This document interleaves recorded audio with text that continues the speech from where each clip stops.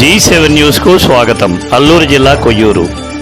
అమాయక గిరిజన యువత తాత్కాలిక ప్రయోజనాలకు లోబడి కొంతమంది గంజాయి సాగు, రవాణా వంటి చట్ట వ్యతిరేక కార్యకలాపాలకు పాల్పడుతున్నారని, కొంతమంది స్వార్థపరులు గిరిజన యువతను తప్పుదోవ పట్టిస్తున్నారని కొయ్యూరు సిఐ వెంకటరమణ అన్నారు. అల్లూరి సీతారామరాజు జిల్లా కొయ్యూరులో అంతర్జాతీయ మాదక ద్రవ్యాల వ్యతిరేక దినోత్సవం సందర్భంగా ప్రజలలో మాదక ద్రవ్యాల వలన కలిగే అనర్థాలపై తన సిబ్బందితో కలిసి ఆయన అవగాహన కార్యక్రమం నిర్వహించారు.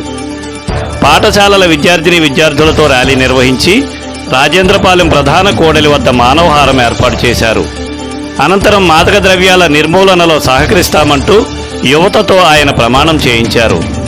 ఈ సందర్భంగా ఆయన మాట్లాడుతూ గంజాయి తదితర మత్తు పదార్థాల వలన యువత ఎలా నిర్వీర్యం అవుతుందో, ఎటువంటి హీనస్థితికి దిగజారిపోతుందో ఆయన సవివరంగా వివరించారు. గంజాయి సాగుకు బదులు మెట్ట పంటలకు ప్రభుత్వం అన్ని విధాలా సహకరిస్తున్నదని, వాటిని వినియోగించుకోవాలని, చట్ట వ్యతిరేక కార్యకలాపాలకు దూరంగా ఉండాలని హితవు పలికారు. చట్ట వ్యతిరేక కార్యకలాపాలపై పోలీసులకు సమాచారం అందించి సహకరించాలని ఆయన కోరారు. ఈ కార్యక్రమంలో కొయ్యూరు ఎస్ఐ రామకృష్ణ, కొయ్యూరు మంపా పోలీస్ స్టేషన్ల సిబ్బంది, పెద్ద ఎత్తున యువత పాల్గొన్నారు.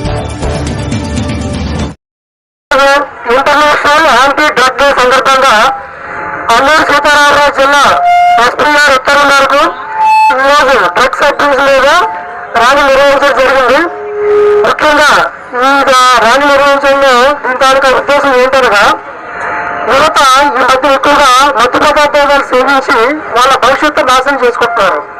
రెండు రకాలు, ఒకటి వాళ్ళ యొక్క ఆరోగ్యం చెడిపోతుంది, రెండు ఒకసారి ఆరోగ్యం చెడిపోయిన వ్యక్తి ఎటువంటి చదువుకోవడం కానీ పనిచేయడం కానీ చేయలేడు. ఆ విధంగా ఆయన తాలూకా కెరీర్ కూడా నాశనం అయిపోతుంది. నెక్స్ట్, ఈ గంజా సేవించడం వల్ల అందరూ వినాలన్నా, ఈ గంజా సేవించడం వల్ల తర్వాత వచ్చే దుష్పరిణామాలు. గంజాకి అలవాటు పడిన వ్యక్తి ఏం చేస్తాడు, అక్కడ గంజా కొనుక్కోవడానికి డబ్బులు కావాలి కాబట్టి మిగిలిన అసాధ్య శక్తులతో చేతులు జరిపి ఇల్లీగల్ యాక్టివిటీస్ చేస్తుంటాడు. అంటే ఆ డబ్బుల కోసం మళ్ళీ వెళ్ళి దొంగతనం చేయడం, రాబరీ చేయడం, ఇంట్లో నుంచి డబ్బులు తొలగించి తీసుకెళ్లి గంజాయి కొండ